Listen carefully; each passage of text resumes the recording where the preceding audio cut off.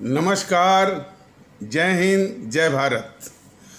भारतीय अवाम ताकत दल अपने भारतीय भाई बहनों अर्थात अपने देश भारत की जनता अर्थात अपनी भारतीय अवाम से भारतीयता आधारित आपसी श्रद्धा, भारतीयता आधारित आपसी स्नेह, भारतीयता आधारित आपसी प्रेम, भारतीयता आधारित आपसी अखलाक मोहब्बत, भारतीयता आधारित आपसी सहयोग, भारतीयता आधारित आपसी सम्मान, भारतीयता आधारित आपसी एकता, भारतीयता आधारित आपसी भाईचारा तथा भारतीयता आधारित आपसी सद्भाव को समझने व उसे आत्मसात करके वैसा ही और उसी अनुसार आचरण एवं व्यवहार करने हेतु और इसके समस्त भारत में प्रचार प्रसार करने हेतु और इसकी अहमियत और महत्व को प्रत्येक देशवासी को समझाकर उसे अपनाते हुए वैसा ही और उसी अनुसार आचरण एवं व्यवहार करने हेतु और प्रत्येक देशवासी को अपना ही भारतीय भाई बहन मानकर, समझकर, अपनाकर उनके साथ वैसा ही और उसी अनुसार आचरण एवं व्यवहार करने हेतु सतत, सदैव और हमेशा अदब के साथ, आदर के साथ अर्ज करता है, विनती करता है। जैसा कि ठीक इसके पहले वाले एपिसोड में बताया गया था कि कुछ एपिसोडों के बाद या कुछ दिनों के बाद हो सकता है कि एक आध हफ्ता, 10 दिन या 15 दिन भी मान सकते हैं, जो भी मैंने हुआ उसके बाद जो है नियमित रूप से वीडियो जारी नहीं हो पाएंगे। जब कोई विशेष कोई इस तरह से घटना होगी, कोई बात होगी तो उस पर अपना भारतीय जनता दल अपना दृष्टिकोण, अपना नज़रिया और ख़ास करके जो ये देश विरोधी ताकतें, समाज विरोधी ताकतें राजनीतिक दलगुबेश में इनके चाल चरित्र और चेहरे को समझाने के लिए कोई घटना विशेष पर वो अपना वीडियो जारी करता रहेगा, लेकिन वो छिटपुट टाइप का होगा, लेकिन वो नियमित रूप से शायद नहीं होगा। और वो भी इसलिए आवश्यक है कि अब भारतीय जनता दल अपने कार्यकर्ताओं और अपने पदाधिकारियों और तंत्र के साथ आवाम के बीच में, आप सभी के बीच में आएगा और वहीं पर आप लोगों को समझाएगा। तो इसलिए ये सूचना देना जरूरी है। और वैसे भी ये वीडियो की जो संख्या है वो 650 या 750 के आसपास है। इसमें भारतीयता के विषय में और भारतीयता क्यों जरूरी है हमारे इस मुल्क के लिए और हमारे भारतीय आवाम के लिए, उसको विस्तार से बताया गया, कई तरीके से बताया गया। और इस भारतीयता की अलग जगाने के लिए हमारे अमर शहीदों ने यानी अपने प्राण दिए हैं, अपने प्राणों की आहुति दी है और अपने प्राण से सर्वस्व भारत माता की बलवेदी पर न्यौछावर किया है, आज़ादी के लिए भी और भारतीयता के माहौल को पैदा करने के लिए, दोनों के लिए। और बाबा साहब ने भी एक जातिहीन समाज के लिए बहुत संघर्ष किया है, बहुत अपमान झेला है, बहुत जलालतें झेली, बहुत दिक्कतें उठाई हैं। तो हमारे महापुरुषों का मैंने काफ़ी इसमें उन्होंने अपना खून का बलिदान, पसीने का बलिदान इसमें किया हुआ है। तो हमारा आपका फ़र्ज है कि उनके आदर्शों पर चलते हुए और उनके विचारों को हम लोग साकार करें और उनके विचारों पर आधारित इस भारत का निर्माण करें और भारत को मजबूत करें और विश्व में ये जो इसकी स्थिति होनी चाहिए, यानी विश्व का सिरमौर वो बनाने के लिए हम सभी अपनी अपनी काबिलियत को निखार करके योगदान करें और इस देश के अंदर भी सभी भारतीय भाई बहन आपसी सद्भाव से एक दूसरे का आदर करते हुए, एक दूसरे का सम्मान करते हुए और भारतीयता के आधार पर सद्भाव, भाईचारा, प्रेम, इखलाक, मोहब्बत, आपसी सम्मान, सहयोग भारतीयता के आधार पर आधारित स्थापित करके, और ताकि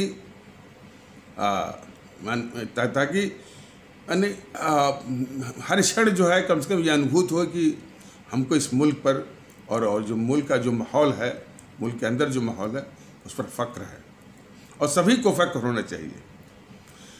लेकिन जो विषाक्त माहौल इन समूह ने माने समाज विरोधी ताकतों ने, देश विरोधी ताकतों ने बनाया हुआ है, तो उसमें हमारे भारतीय समाज के कई लोग वो अलग थलग और कुछ तो उपेक्षित भी महसूस करते हैं, तो और कुछ माने समाज को जातियों के आधार पर और जातियों में भी उपजातियों पर भी टुकड़ा काट करके उसी में वो अपनी राजनीति और स्वार्थ नीति चला रहे हैं।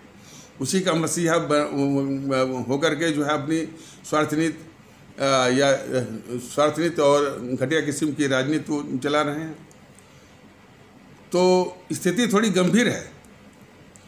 तो इसीलिए भारतीय वाम ताकत दल उन सभी भारतीय भाई बहनों जो कि इसी विकट स्थिति में फंसे हुए हैं, उनके मोह माया जाल में, उनके भ्रम जाल में का शिकार बनकर फंसे हुए हैं, उन सबको बाहर करेगा और बाहर करने की कोशिश कर रहा है। और वो इसी आधार पर सबको आह्वान करता है कि हमारे सभी भारतीय भाई बहन भारतीयता के सूत्र में बंधने के लिए सब लोग एक साथ हैं। तो जो ये वीडियो है जो जारी हुआ है, इसकी संख्या 6.5 से 6.75 के आसपास, इसमें पर्याप्त सामग्री इस विषय में है। यदि ये सामग्री, ये वीडियो हमारे माने प्रत्येक भारतीय भाई बहन जन जन तक पहुंच जाए तो काफ़ी इस दिशा में प्रगति होगी और मकसद हासिल करने में काफ़ी आसानी होगी। तो जहाँ तक हो सके तो अपने भारतीय आदरणीय भारतीय आवाम से ये निवेदन रहेगा कि इस सोशल मीडिया का प्रयोग करते हुए अधिक से अधिक इसका प्रचार सोशल मीडिया पर अधिक से अधिक लोगों तक पहुंचाना, और चर्चा भी, आपसी जो चर्चा हो गांव में गिराज पर, तो इसी भारतीयता की चर्चा हो। इसको यानी और बातें तो होती रहती होंगी, लेकिन भारतीयता की चर्चा जो है बिल्कुल कुछ छेड़ने की आवश्यकता है। इसके विरोधी आपको दिखेंगे स्वार्थी लोग, खास करके बीजेपी के वो सिखाए पढ़ाए छोट भैये, तो उनकी हरकतों से थोड़ी सावधानी बरतनी होगी। लेकिन फिर भी जब भी चर्चा का विषय हो तो बस ये भारतीय एकता की बात जो है वो आम चर्चा में आप लोग लाइए और अधिक से अधिक सोशल मीडिया में इसको प्रसारित करिए। ये नम्र निवेदन है भारतीय वाम ताकत दल का। अब जिस बात को जो बात जो है भारतीय एकता के लिए बहुत मार्मिक है, बहुत आवश्यक है, वो है हमारा आपका आपस में व्यवहार और संबोधन के विषय में भी भारतीय आवाम ताकत दल ने या मैंने अपने आदरणीय भारतीय भाई बहनों को सावधान किया है, चेताया है कि अपमानजनक शब्दों से परहेज करना है, सदा सदा के लिए उसका परित्याग करना है, हरगिज जो है वो प्रयोग में नहीं आने देना है। जैसे हमारे जो पिछड़े भारतीय भाई बहन हैं, उनको किसी भी हालत में चमार, हरिजन या जिस भी है, इन शब्दों को सदा सदा के लिए त्याग दीजिए, छोड़ दीजिए। और उसी प्रकार हमारे इस्लाम आस्था वाले भारतीय भाई बहनों को मियाँ, मुसलमान, कोई कहता है कि पंजर पुत्र, जिहादी, कभी कभी पाकिस्तानी, ये सारे अपमानजनक शब्दों का परित्याग करना होगा। एकता लानी है, भारतीयता आधारित एकता लानी है, तो इन सारे अपमानजनक शब्दों का प्रयोग करना होगा। और इसीलिए भारतीय वाम ताकत दल ने तो उनको अपनापन लाने के लिए, भारतीय एकता के सूत्र में बांधने के लिए ही कुछ शब्दावलियों का इजाद किया है और उसका प्रयोग भी करता है। जैसे ये जिसे मुसलमान, तो मुसलमान को भारतीय ताकत दल के अवधारणा में ये उचित और सम्मानजनक और जो लगाव होना चाहिए उसके अनुसार नहीं है, उसके अनुरूप नहीं है। इसलिए हमारे इन भारतीय भाई बहनों के लिए जो शब्दावली बनी हुई है, जिसका प्रयोग अक्सर नहीं बराबर भारतीय अवाम ताकत दल करता है कि हमारे इस्लाम आस्था वाले भारतीय भाई बहन, और यदि उनका समाज है तो हमारे इस्लाम आस्था वाले भारतीय भाई बहनों का समाज। और इसी संबोधन से ये भारतीय अवाम ताकत दल उम्मीद भी करता है और निवेदन भी करता है कि हमारे भारतीय समाज के जो दूसरे तबके हैं वो भी इसी रूप में, इसी संबोधन से उनको संबोधित करें।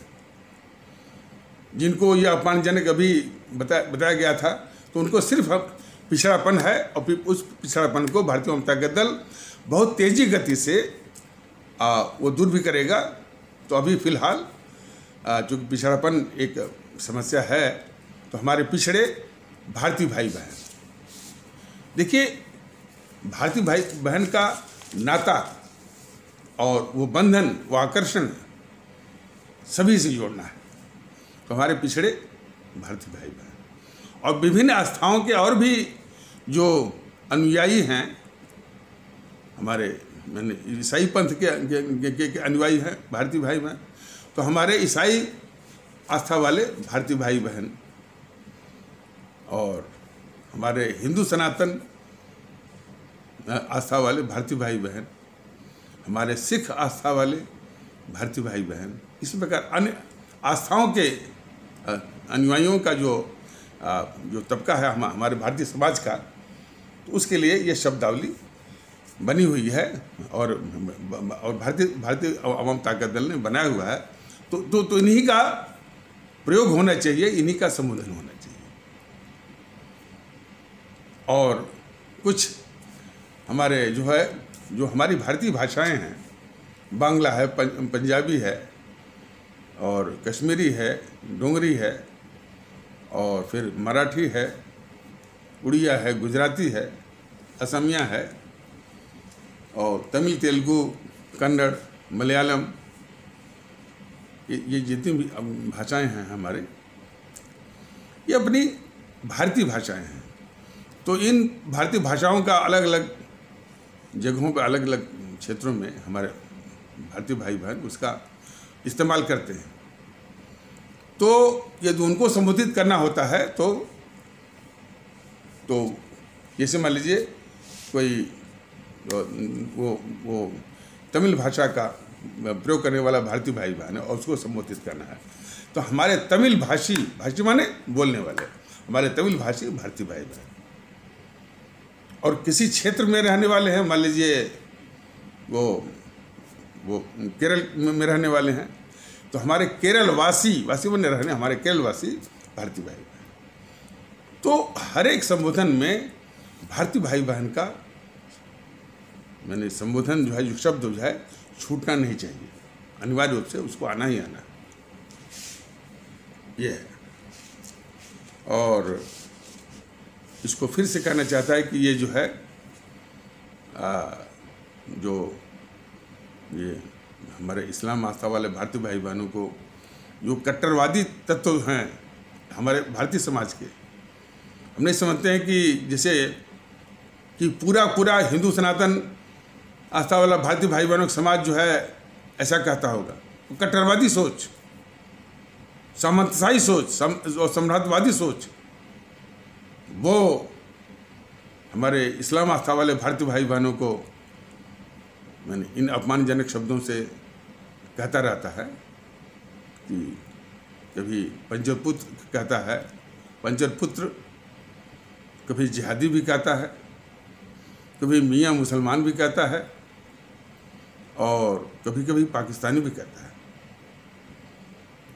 तो भारतीय जनता दल इस बारे में स्पष्ट ये है कि एक तो निवेदन कर रहा है सभी अपने आदरणीय भारतीय भाई बहनों से कि आप लोग सम्मानजनक शब्दों का, जैसे कि हमारे इस्लाम आस्था वाले भारतीय भाई बहन, यही एक सम्मानजनक संबोधन है, उसी का इस्तेमाल करके उनको संबोधित आप लोग करें। और जहाँ तक ये जो कट्टरवादियों का जो है उसके विषय में भारतीय अवाम ताकत दल बिल्कुल स्पष्ट है कि ऐसे प्रवृत्तियों को भारतीय अवाम ताकत दल कुचलने के पक्ष में है। ऐसी प्रवृत्तियों को, ऐसी टेंडेंसीज को, ऐसी आदतों को जब तक वो सत्ता में नहीं है तो राजनीतिक रूप से, सामाजिक रूप से और रूप से उसको कुचलने की पूरी कोशिश करेगा। सत्ता का उपकरण यदि आप सभी के आशीर्वाद से मिल जाएगा तो और भी जो है पूरी ताकत से ऐसी प्रवृत्तियों को, ऐसी टेंडेंसीज को जो कि इतने अपमानजनक शब्दों का इस्तेमाल को जन्म देती हैं, उनको पूरी तरह कुचलेगा और बुलडोज करेगा। क्योंकि ये चीज़ें जो है, सवाल इस बात का, देखिए भारतीय जनता दल या मैं कभी भी इस दृष्टिकोण से नहीं कहते कि हमको वोट चाहिए और हम लोकप्रिय हो जाएं, क्योंकि इसके प्रति बहुत दुख होता है कि भाई हमारे ये देश के हमारे आदरणीय भारतीय नागरिक हैं। जैसा कि किसी हमारे भारतीय भाई बहन ने अपनी संवेदना व्यक्त की थी, बताइए कि जो व्यक्ति, जो तत्व हमको एक सम्मान नहीं वो दे सकता है, सत्ता में आ जाए और सत्ता में वो यही सब काबिज भी हैं, तो वो हमको और क्या दे सकते हैं। बात बड़ी मार्मिक है और बहुत मौलिक बात है, बुनियादी बात है।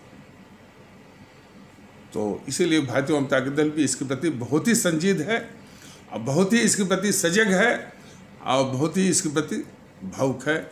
और कहिए कि इसमें सख्त भी है कि ऐसी प्रवृत्तियों को जो इन अपमानजनक शब्दों का इस्तेमाल करवाती हैं, उसको बिल्कुल कुचलने के पक्ष में है। और सामाजिक राजनीतिक रूप से और सत्ता का उपकरण यदि मिल जाएगा आप लोगों के आशीर्वाद से, तो पूरी ताकत से इसको कुचलेगा और बुलडोज करेगा उसको।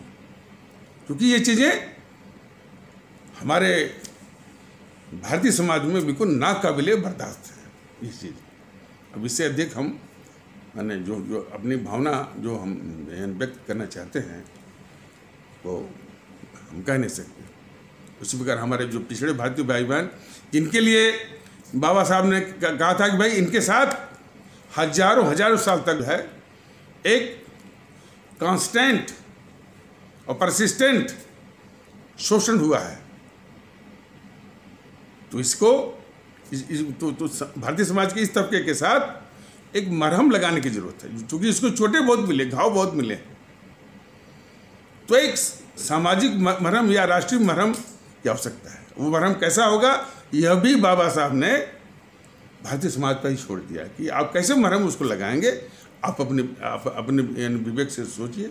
तो उस मरहम में सबसे पहले आवश्यकता है कि हम उनके साथ सम्मानजनक ढंग से पेश आएँ, उनको सम्मान दे, इज्जत दें, और सिर्फ शब्दों से नहीं, अपने व्यवहार से भी सामने आए, जरा भी संकोच न करें, उनको सामने वो खाट पर बिठाएं, प्रेम भार से और प्रेम व्यवहार से उनसे बात करें, आपस में उनके तकलीफ़ों को पूछें। कई तरीके हैं, भोजन भी करवाएं, तमाम तरीके सम्मान देने के बाद। तो बाबा साहब ने कहा कि भाई इनको मरहम लगाने की जरूरत है। तो मरहम का पहला जो पाठ है या पहला जो सोपान है, जो पहली जो सीढ़ी है, वो सम्मानजनक शब्दों के और शब्दों और व्यवहार, बात व्यवहार। तो इसीलिए ये सर्वथा ये चमार हरिजन आज शब्दों का बिल्कुल सदा के लिए, हमेशा के लिए परित्याग करना ही होगा। भारतीय जनता दल स्पष्ट कर रहा है कि इसको कुचलने की आवश्यकता है, सामाजिक रूप से भी, राजनीतिक रूप से भी, व्यक्तिगत रूप से भी। और यदि सत्ता का उपकरण यदि हाथ में आता है आप लोगों के आशीर्वाद से, तो उसके द्वारा भी कुचला जाएगा, ताकि यह प्रवृत्ति जो है, ये टेंडेंसी जड़ से समाप्त हो जाए। तो इसके विषय में बहुत ही संजीद है, बहुत ही सजग है, भावुक है और कटिबद्ध भी है। दुख इस बात का है कि हमारे इन भारतीय समाज के इन तबकों का मसीहा बनकर के जो लोग राजनीति चला रहे हैं, वो भी इनको सम्मान देने के लिए तैयार नहीं है। वो नए किस्म के समझदार बन गए हैं। इसका जिक्र जो है पिछले कुछ एपिसोडों में बताया गया, लेकिन बार बार ये बताया जाएगा। जैसे मायावती महोदया हैं, वो जो चुन के आए हैं, जो जीते हुए एमएलए और एमपी को वो सम्मान नहीं देना वो चाहती हैं। अपने ऊंचे मंच पर बैठ करके बाकी को जमीन पर बिठाना है, ये क्या है? ये सबसे घटिया किस्म की जो है सामंती वो सामंती सोच है, सामंतशाही सोच है। वही हाल सपा में भी होगा। और ये बीजेपी जेएनपीसी में तो मुंह से भले जो है वो अम्बेडकर जी को नाम भुनाते हों, लेकिन इनमें काफ़ी लोगों में ये इस तरह की जो बुराई है, जो सोच की, बिल्कुल घर की हुई। और इसीलिए भारतीय समाज में अभी वो चल रहा है। इसीलिए भारतीय जनता दल सभी आदरणीय भारतीय भाई बहनों से कहना चाहता है कि अब इन शब्दों का बिल्कुल परित्याग करिए, सम्मानजनक ढंग से पेश आइए। और कुछ खुशी भी इस बात की है कि हमारे कुछ भारतीय भाई बहन इसके लिए आगे भी आ रहे हैं। समाचार ये भी मिला है कि फिर वही भारतीय जनता दल कहता है कि जाति का नाम लेने से परहेज करता है, लेकिन जब किसी बुराई का वर्णन करना हो, वही डॉक्टर वाली बात है। डॉक्टर के पास आप जाते हैं तो रोग तो आपको बताना पड़ेगा ना। तो कभी कभी उसका संदर्भ आवश्यक होता है। हाँ, तो ठाकुर या क्षत्रिय या राजपूत कहे जाने वाले किसी भारतीय भाई बहन ने हमारे उन्हीं पिछड़े भारतीय भाई बहनों को ससम्मान भोजन भी कराया, सब कुछ कराया। यही चीज़ लेकिन यह भी सुनने में आया कि कुछ कट्टरवादी तत्व उनका उपहास कर रहे थे। उपहास करने दीजिए, ये बाधाएं तो आती हैं, लेकिन सब लोग एक होकर के माने भोजन हो, पानी हो और बात व्यवहार में बिल्कुल उनके साथ सम्मान के साथ पेश आने की आवश्यकता है और पेश आना पड़ेगा। तो जो हमारे इन पिछड़े भारतीय भाई बहनों जिनके लिए बाबा साहब ने कहा था कि भाई वो मरहम लगाने की आवश्यकता है, मरहम की पहली सीख है कि हम उनके साथ सम्मान के साथ पेश आएँ और सम्मानजनक शब्दों का ही जो है संबोधन का ही प्रयोग करें। लेकिन उनके नाम पर जो राजनीति करने वाले खुद ही उनको जो है सम्मान देने के लिए तैयार नहीं है। तो खैर कोई बात नहीं है। और अभी इस मुहिम में अभी चूंकि इसका माने काफ़ी लोग संजीत तो हैं, जो जिस तरह से माने हमारे भारतीय भाई बहन भारतीय जनता दल के पदाधिकारी से बात करते हैं, उनकी भावनाएं तो काफ़ी हैं। और काफ़ी इससे पता चलता है कि हमारी जो भारतीय आवाम है, हमारे आदरणीय भारतीय भाई बहन हैं, वो भारतीय एकता को ज़रूरी मान रहे हैं कि पूरे देश को जो है वो पूरे देश के लोगों को भारतीय एकता के सूत्र में यानी बंधना ही चाहिए और बंधना होगा सबको। ये भावना धीरे धीरे फैल रही है, लेकिन थोड़ा सा अभी इसको जन जन तक इसको पहुंचने की ज़रूरत है, और वो भी पहुंचेगा। और भारतीय जनता दल भी अपने संसाधनों से मैंने जैसे मैंने सोशल मीडिया के जो एक्सपर्ट हैं, IT एक्सपर्ट हैं, उनकी मदद लेकर के इसको जन जन तक पहुंचाने की कोशिश करेंगे। आप लोग भी जो है इसको जहाँ तक हो सके आप भी इसको पहुंचाइए। तो एक तो ये है, लेकिन अभी भी कुछ ऐसे तबके हैं जो कि अपने उसमें, जैसे बौद्धिक वर्ग का एक बहुत बड़ा तबका, कुछ अपवाद हो सकता है, बहुत बड़ा तबका जो है अभी वो ऐसे महसूस करता है। हमारे व्यापारिक वर्ग का बहुत बड़ा तबका अभी नहीं है। तो उसमें भी पैठ हो जाएगी।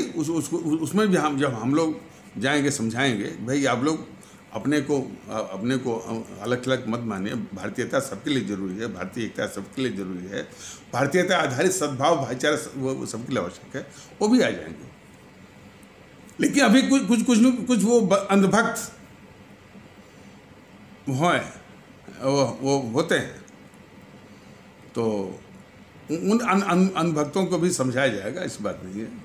लेकिन जो हार्डकोर वाले हैं, जो कि समझने को तैयार ही नहीं होंगे, तो उनका इलाज कैसे, वो प्रॉपर इलाज, उनका ढंग का इलाज वो देखा जाएगा। लेकिन अभी जो है अपनी भारतीय आवाम, जो हमारी आम साधारण पब्लिक है, गांव गिराज की ऐसे लोग, इसलिए इसके विषय में मैं नहीं, हमारे स्वामी विवेकानंद ने बिल्कुल वो उन्होंने रास्ता दिखाया है। उन्होंने कहा कि कोई भी इस तरह की अच्छी बात जो है, इसके लिए समर्थन आपको जो साधारण लोग हैं, जो आम लोग हैं, मासेस, यहीं से आपको मिलेगा। उन्होंने अंग्रेजी में कहा था कि the only hope is from the masses, the only hope is from the masses, the elite of this country is morally and physically dead. उसका मतलब है कि हमारी जो आवाम है, आम आवाम है, जो हमारे यानी साधारण भारतीय भाई बहन हैं, गांव गिराज के, और जो हमारे गरीब भारतीय भाई बहन हैं, वो सबसे पहले इसमें आएंगे। ये हमारे स्वामी विवेकानंद का ही संदेश है, और वो संदेश मैं समझता हूँ कि हर एक भारतीय भाई बहन के दिमाग में बिल्कुल जीवंत और ज्वलंत होना चाहिए, और होने की आवश्यकता है। तो इसमें उत्साह है, वो निराश होने की बात ही नहीं है। और जब इसका प्रचार ज़्यादा होगा, तो ये बौद्धिक वर्ग भी बेहोश हो करके वो भी आएगा। थोड़ी उसकी आदतें कुछ ऐसी हैं कि थोड़ा उसकी मजबूरी हो सकती है, लेकिन वो भी उस साथ में है। लेकिन बौद्धिक वर्ग से भी कुछ लोग, काफ़ी लोग जो है अपने मैंने देखिए, बौद्धिक वर्ग का तो मैं भी हूँ, हमने भी हम भी उसी वर्ग से आते हैं, बाबा साहब भी उसी वर्ग से थे, स्वामी विवेकानंद भी उसी वर्ग से थे। लेकिन इसीलिए तो यानी उसकी कमियों को, दुर्गुणों से हम भी परिचित हैं। बाबा साहब भी ने भी वो चेताया हुआ है, और स्वामी विवेकानंद ने भी बताया हुआ है। तो और उसी बौद्धिक वर्ग से काफ़ी बाहर निकल करके काफ़ी प्रतिक्रिया देने के लिए भारतीय आवाम ताकत दल से लोग बातें भी करते रहते हैं कि कितना आवश्यक है। लेकिन बहुत बड़ा तबका अभी पड़ा हुआ है, वो अभी उसी में वो कुनबा पड़ा हुआ है, लेकिन उसको भी साथ में आएगा। तो बौद्धिक वर्ग में आपका जैसे जो नौकरशाह जो कि कार्यरत हैं, इन सर्विस हैं, जो रिटायर्ड वाले हैं, वो भी, तो रिटायर्ड में बौद्धिक वर्ग में जो रिटायर्ड आपके जो ब्यूरोक्रेसी के हैं, नौकरशाही के हैं, या सिविल सर्वेंट आप कह सकते हैं, और जजेस, न्यायमूर्तिगण, और शिक्षाविद, यानी वो एकेडमिशियंस या एजुकेशनिस्ट, तो ये वर्ग आएगा, लेकिन बाद में आएगा। तो ये भारतीयता की आवश्यकता के लिए। लेकिन इसके साथ साथ जब ये हमारे देश में जो समाज विरोधी ताकतें हैं और देश विरोधी ताकतें, इनसे सावधान रहने की जरूरत है। तो इनसे सावधान से मतलब ये है कि अब सावधानी तो खैर जो है सो है, अब इनको भारत की पावन धरती से जो नस्मे नाबूद जड़ से समाप्त करने का वक्त आ गया है। हमारे शहीद आजम भगत सिंह ने इस बात की चेतावनी दी थी। देखिए, इस देश को जगाने के लिए तमाम संतों ने, सूफी संतों ने, महात्माओं ने बहुत कुछ कहा है, लेकिन जड़ता थोड़ी ज़्यादा है। भगत सिंह, सुखदेव राजगुरु ने अपनी जान दी, जगाने की कोशिश की, वो जागृति हुई, जगी, लेकिन फिर बाद में अपने आप नहीं दबी। स्वार्थी तत्वों ने, स्वार्थी तत्व मतलब उनको ये लगा कि यदि ये भगत सिंह लोकप्रिय हो गए, सुखदेव राजगुरु लोकप्रिय हो गए, सुभाष चंद्र बोस लोकप्रिय हो गए, बाबा साहब अम्बेडकर लोकप्रिय हो गए, तो फिर उनकी घटिया किस्म की राजनीति का क्या होगा? तो इन खास करके ये जो गांधी नेहरू का जो कुनबा था, इन सबों ने हमेशा इनको बैक बर्नर में रखा, पृष्ठभूमि में रखा, और इनके महत्व को, इनके महात्म्य को दबा के रखा। ये सबों की साजिश रही। तो और हमारे सुभाष चंद्र बोस ने भी जो आह्वान दिया था कि तुम मुझे खून दो, मैं तुमको आज़ादी दूंगा, यानी लोगों में त्याग की भावना, यानी कुर्बानी की भावना, जज्बा पैदा करने के लिए उन्होंने एक आह्वान दिया था, एक कॉल दिया था, यानी क्लैरियन कॉल। लेकिन उसे कितनी जागृति आई ये कहना मुश्किल है। उन्होंने जो आज़ाद हिंद फौज बनाई तो वो कोई यहाँ के भारतीयों से नहीं, जो युद्धबंदी थे, द्वितीय विश्व युद्ध के या प्रथम विश्व युद्ध के जो युद्धबंदी थे, जो माने भारतीय सेना वाले, तो वो जर्मनी से बात करके जापान से बात करके और से बात करके उन युद्धबंदियों को छुड़ाया और उससे जो है आज़ाद हिंद फौज का निर्माण किया। और आज़ाद हिंद फौज के निर्माण में हमारे इस्लाम आस्था वाले भारतीय भाई बहनों का समाज बहुत आगे रहा। एक व्यापारी था गुजरात का, सैयद अब्दुल्ला खान, उसने 1 करोड़ रुपया दिया था। कब? 1941 में। 1941 का 1 करोड़ रुपया कितना हो गया इसमें? 1 लाख करोड़। तो इस प्रकार से जज्बा जो है हर एक जो है वो भारतीय भाई बहन में था, और हिंदू मुस्लिम एकता हमेशा से रही है। हालांकि उसको तोड़ने की साजिश भी समानांतर रूप से चलती रही। पहले तो उस एकता को तोड़ने के लिए ये कांग्रेस की स्थापना हुई 1885 में, फिर स्थापना हुई मुस्लिम लीग की स्थापना हुई, और फिर इसके बाद फिर वो हिंदू महासभा की स्थापना हुई, आरएसएस की स्थापना हुई। ये सब के सब जो है, और अंग्रेजी शासन तो खैर था ही। तो अंग्रेजों का शासन, ये कांग्रेस और मुस्लिम लीग, और फिर इसके बाद जो है आपका ये विश्व हिंदू परिषद और आरएसएस, सब हिंदू मुस्लिम एकता को तोड़ने के लिए अलग अलग रूपों में प्रकट हुए। इसलिए जैसा कि बताया गया है कि भारतीय एकता की जो रीढ़ की हड्डी है वो हिंदू मुस्लिम एकता है।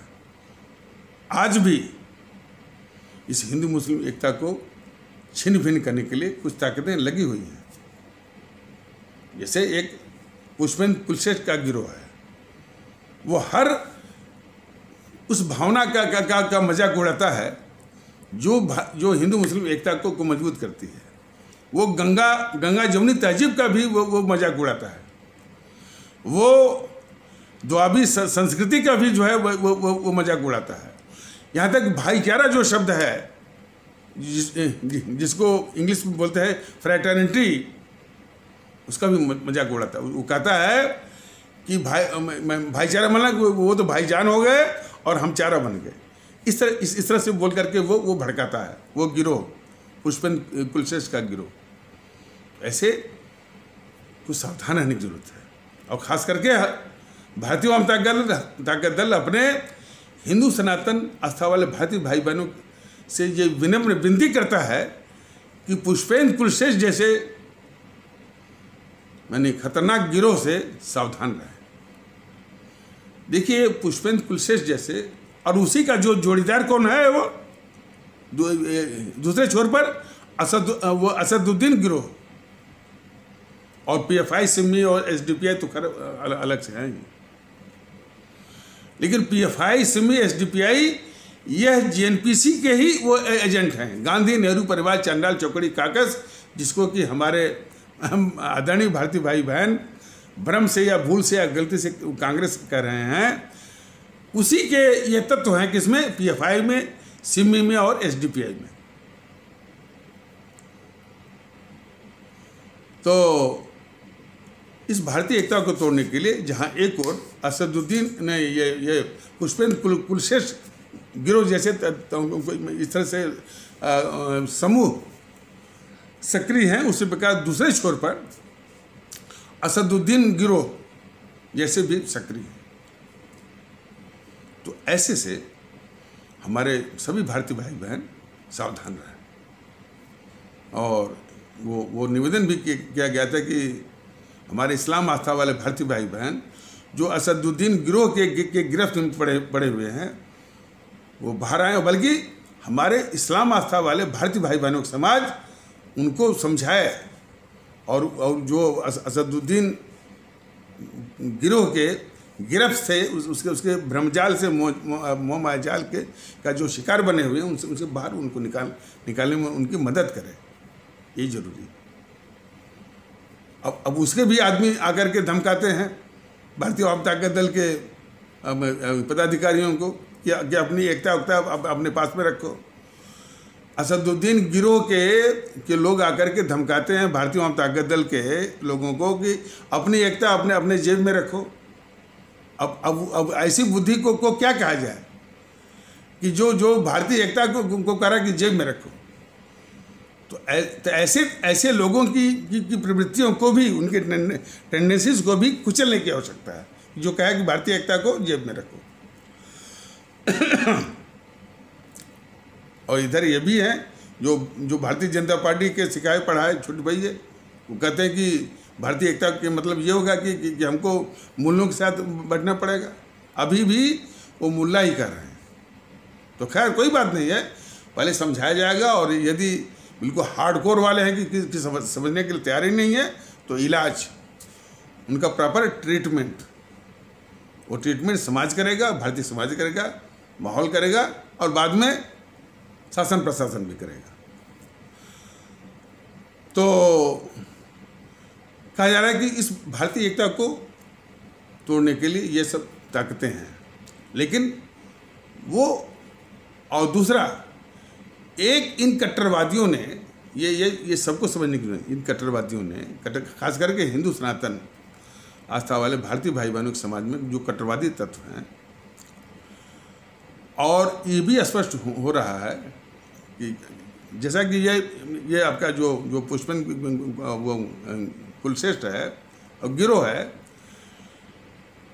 लोगों को लगता होगा कि ये बीजेपी के पक्ष में जो है माहौल बना रहा है। ये भ्रम है। इसकी तहकीकात यदि की जाए ढंग से और इसकी जड़ का पता किया जाए तो निश्चित ये विश्वास है भारतीय अवाम ताकत दल को, मेरा भी, कि ये निश्चित है कि ये स्पॉन्सर्ड एंड फंडेड, उसी के द्वारा प्रायोजित और पैसा रुपया दे करके जीएनपीसी के द्वारा, लेकिन भेष और चोंगा मुखौटा पना है बीजेपी का। तो जो जीएनपीसी जो है बहुत ही शातिर किस्म की तंजीम है।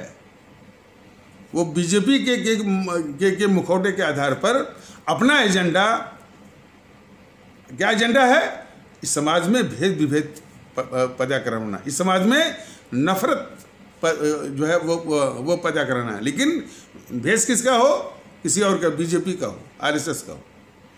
तो निश्चित है कि ये जो पुष्पेंद्र कुलश्रेष्ठ जो गिरोह है, गैंग है, वह जीएनपीसी के द्वारा, उसी के द्वारा प्रायोजित, उसी के द्वारा जो है फंडेड ये संगठन है। लेकिन ये बात उसके तह पर, उसकी जड़ में यदि तहकीकात की जाए, जांच की जाए, तो ये तथ्य जो है सामने आएगा। और इस प्रकार वो जीएनपीसी के मंसूबों को, इस समाज को तोड़ने वाली जो ताकतें हैं, जो कि इस भारतीय समाज को, देखिए काफ़ी लोग हमारे इस देश के लोग ये महसूस करते हैं कि हमारा देश बड़ा खूबसूरत है। काफ़ी लोग कहते हैं, अरे दूसरे देश में तो तमाम पहाड़ मिलेंगे आपको, बर्फ़ ही बर्फ़ मिलेगा कुछ देशों में, और अफ्रीका के जो तमाम देश हैं तो उसमें रेगिस्तान ही मिलता है। लेकिन भारत देश बहुत ही खूबसूरत है और यहाँ के लोग भी खूबसूरत हैं।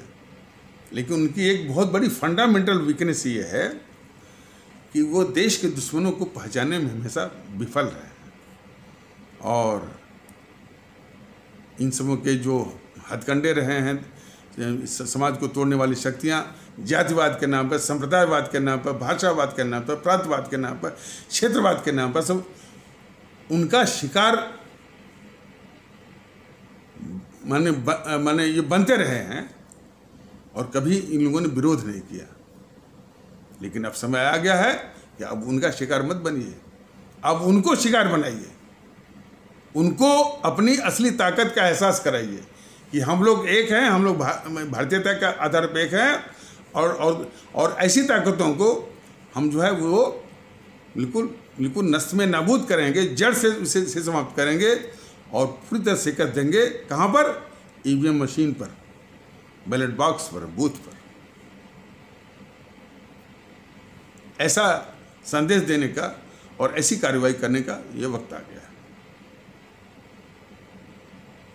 तो हमारा देश जो है बहुत ही खूबसूरत है, बहुत बढ़िया है, लोग भी बहुत, लेकिन अपनी उस जो फंडामेंटल वीकनेस है, जो हमारी जो एक मौलिक कमजोरी है कि अपने दुश्मनों को हम पहचानने में हम हमेशा भूल गए हैं। अपने दुश्मनों को, देश के दुश्मनों को, समाज के दुश्मनों को सर पर बिठाया, सत्ता में भेजा। ये बहुत बड़ी गलती अभी भी, तो वो गलती अब न की जाए। अभी भी हमारे जीएनपीसी की सरकारें हैं, राजस्थान में है, छत्तीसगढ़ में है, जो है कोलिशन गवर्नमेंट यानी सम्मिश्र सरकार या साझा सरकार आपके महाराष्ट्र में है, वो झारखंड में है,